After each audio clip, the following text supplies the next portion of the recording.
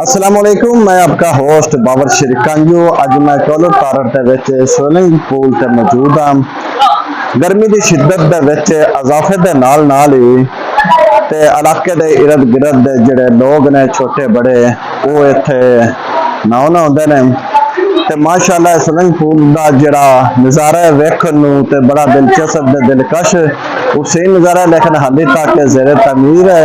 ते असी जिहड़े इत्थे नहाउण आए ने उन्हां नाल भी गुफ्तगू करने आ भी वो इस हवाले नाल नहांदा की कहने जां इत्थे मालकान ने हुण नहांदा इस हवाले नाल असी गुफ्तगू करने आ। जो साडे नाल इस वक्त स्विमिंग पूल दे जिहड़े मालक ने वो मौजूद ने, असी इस हवाले नाल इन्हां नाल गुफ्तगू करने आ भी अगर बच्चे नहाउण दे दौरान कोई हिफाजती इकदामात भी हैं ना, या एवें ही एक जिवें बना दिता है भी अगा खुदा जाने ते जाने दा काम जिहड़े वो इस हवाले नाल गुफ्तगू करें। जी अस्सलाम वालेकुम। वालेकुम सलाम।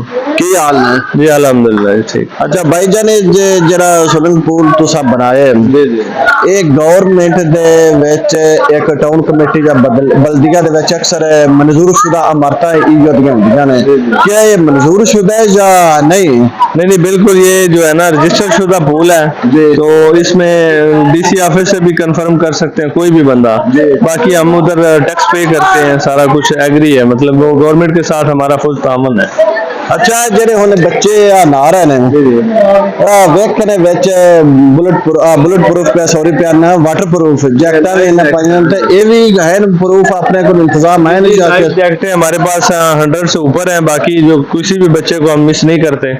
तो जो बच्चे हैं जो जिनको तैरना नहीं आता वो जैकेट के बिना हम उसके पानी के अंदर नहीं जाने देते। बाकी हमारा जो स्टाफ है वो इसको देखभाल करता है कि कोई भी बच्चा जो है ना वो अंदर पानी के डूबे ना, मतलब जो अगर जिसकी कम उम्र है उसको हम इधर आने भी नहीं देते, उनके लिए अलहदा छोटा पूल है, आपने देखा होगा। तो बाकी फुल जो है ना एहतियाती तदबीर को फॉलो किया जाता है। ठीक है। अच्छा इसको कितने अरसा हो गया तुसी बनाया नहीं? जी इसको 6 साल हो गए। 6 साल के दौरान कोई ऐसा वाकया पेश आए भी अगर इन जैकटा नहीं किसी बच्चे इस्तेमाल की या कोई वाकया रूनुमा हुए? जी जैकटों की वजह से या कुछ ऐसा हादसा पेश नहीं आया, बस कुछ बच्चे हैं बस वो स्लाइडों के ऊपर से गिर जाए तो वो एक अलग बात है अपनी वो शरारतों की वजह से, लेकिन हमारी वजह से कोई भी ऐसा जो है ना वो जो इंतजामिया की वजह से कोई भी ऐसा हादसा पेश नहीं आया।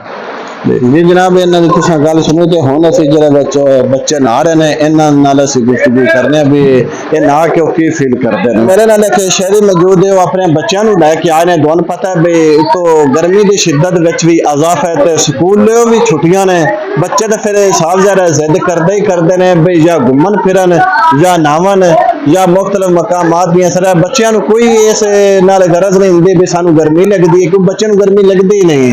ये साडी वास्ते वड्डियां वास्ते भी बड़ी गर्मी है, धुप है, लेकिन इन्हां नाल असीं गुफ्तगू करने भी बच्चों को लिया के बच्चे की महसूस करते हैं या वड्डे की करते हैं। जी अस्सलाम वालेकुम। वालेकुम सलाम। हाँ जी की हाल है? ठीक हो जी ठीक ठाक। अच्छा इत्थे हुणे तुसीं की करन आए हो? सर नहाना है इत्थे बच्चे लेके आए, बच्चे नहाना है गर्मी की वजह तो बच्चे नहान तुसीं आए हो, जगह तुसीं कैसी महसूस करते हो? सर बहुत अच्छा पॉइंट है, बहुत अच्छा पॉइंट है। असि काफी जगह तो घूमे फिरे हैं, स्विमिंग पूल पे गए हैं, लेकिन मेरा अंदाजा कहता है कि जिला हफ्साबाद में अगर सब तो बड़ा पॉइंट है पूल पॉइंट बच्चों ने नहाने वाला वो है कोलो तारड़ा स्विमिंग पूल है। अच्छा जी सर। ते इत्थे नहाउण वास्ते तुहानू की हिफाजती इकदामात इन्हां मालकान दी तरफों दिते जांदे ने? मालकान की तरफों छोटे बच्चे जोड़े ने उन्होंने वास्ते लाइफ जैकेट है बकायदा, उन्होंने उत्ते वर्कर जोड़े ने वो घूम रहे हैं जी गश्त कर रहे हैं ताकि कोई छोटा बच्चा जो गहरा पानी है उनके भी ना जाए।